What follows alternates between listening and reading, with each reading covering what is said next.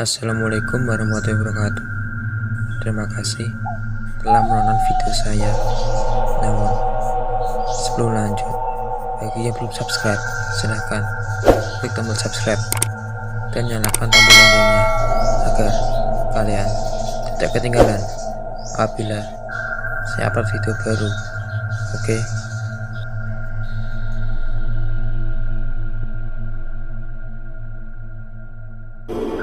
Rio ini sudah bekerja di Cilegon hampir 2 tahun lamanya. Rio bekerja di warung material milik asing yang ada di daerah Cilegon. Cerita pertama, saat Rio baru awal bekerja, dia belum punya tempat tinggal. Alhasil, dia tidur di mes-mesan pabrik. Mes tersebut adalah mes tua seperti bangunan zaman dahulu, sehingga kesan angker dan seram pun terasa sekali, apalagi bagi seorang yang baru menghuninya. Singkatnya, saat dia ingin sholat tahajud pada malam hari, sekitar pukul 2 dini hari, Rio pun mengambil wudhu yang kamar mandinya letaknya di lorong pojok mesan. Saat dia wudhu, semua berjalan normal, hingga tiba saat dia membalikkan tubuh untuk beranjak pergi dari kamar mandi. Tiba-tiba di depannya, persis sekitar 5 meter, melintas wanita dengan gaun menjuntai berwarna putih. Wanita tersebut berjalan menyamping dengan melayang menembus tembok yang menuju belakang mes, yang di situ adalah kebun dan pepohonan. Seketika bulu kuduknya berdiri semua. Rio seperti berdiri mematung, seakan tak percaya apa yang dilihatnya barusan. Saat dia sadar, dia langsung berjalan cepat menuju kamarnya.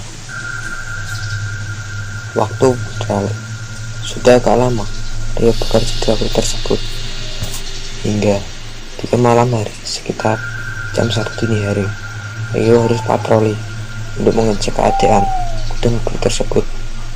Takut ada orang yang ingin berbuat jahat. Malam itu agak gerimis.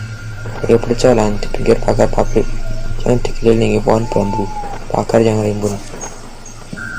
Lampu penerangan pun jaraknya jauh-jauh, sehingga ada tempat yang gelap gulita.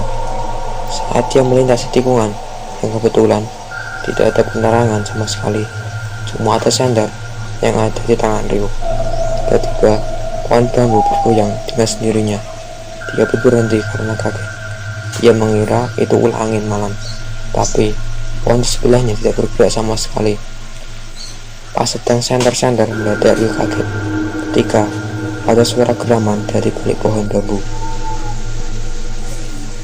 Saat dia senter ke atas, ada sosok tinggi besar, hitam dengan mata yang merah menyala, yang gigi bertaring seperti kelelawar. Bentuk mukanya agak monyong. Rio pun cepat-cepat berlari pergi meninggalkan tempat jalan itu, hingga dia sampai di pos dengan wajah yang pucat.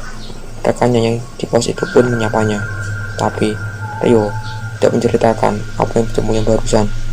Takutnya rekan terdinirnya jadi takut untuk berpatroli sendirian. Kisah ini masih dialami oleh Rio.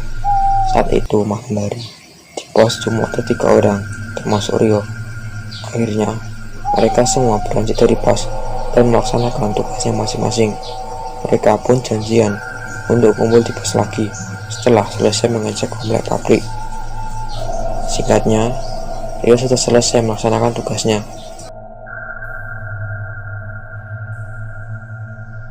Pas selesai mengecek setiap area bagiannya, Rio pun hendak kembali ke pos. Tiba saatnya dia melewati area alat berat seperti dozer, vibro, excavator. Tiba-tiba sekitar 10 meter di depannya ada sosok pria dengan memakai rompi hijau bertuliskan security di belakangnya. Soalnya saat disorot, senter tulisan di pengusaha tersebut kelihatan jelas. Rio pun berpikir mungkin temannya yang mau ke pos.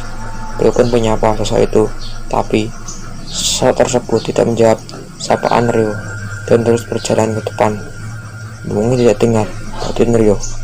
Saat Rio menyandar ke arah berat, dia pun kembali menyandar ke depan, tapi Sosok tersebut tidak ada alias hilang.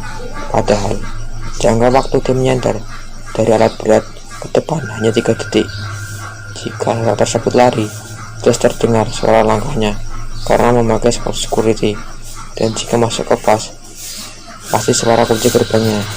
Rio pun masih berpikir positif. Dia pun melanjutkan perjalanannya. Sampainya di pos, kunci gerbang masih terkunci, dan dia pun menemukannya terdengar suara Greg. Saat Rio masuk, di pos pun tidak ada siapa-siapa. Kedua temannya belum ada yang sampai di pos. Temannya tiba saat 15 menit kemudian. Lagi-lagi Rio tidak menceritakan kejadian yang barusan dialaminya. Pengalaman horor ini dialami oleh temannya Rio, namanya Aldo. Dinginnya malam dan sunyinya area pabrik buat Aldo malas untuk berpatroli di area gudang. Tapi apa daya, demi sesuap nasi, dia pun melakukan kewajibannya.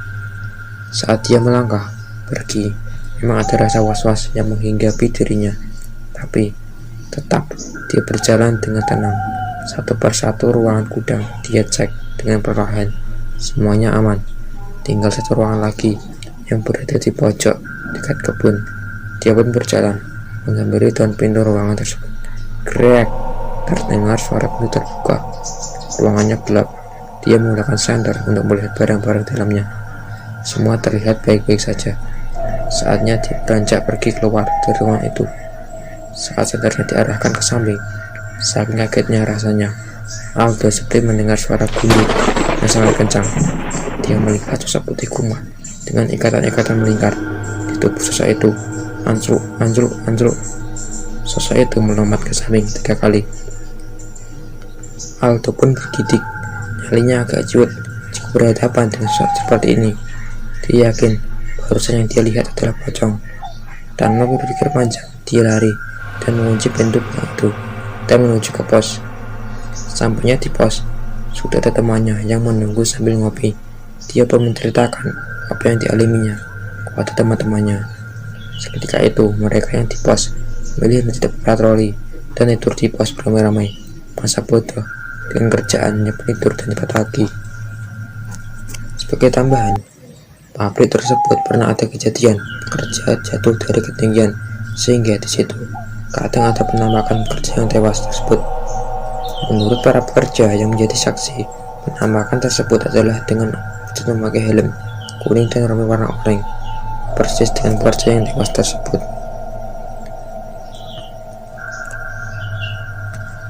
Oke, cukup cerita kali ini.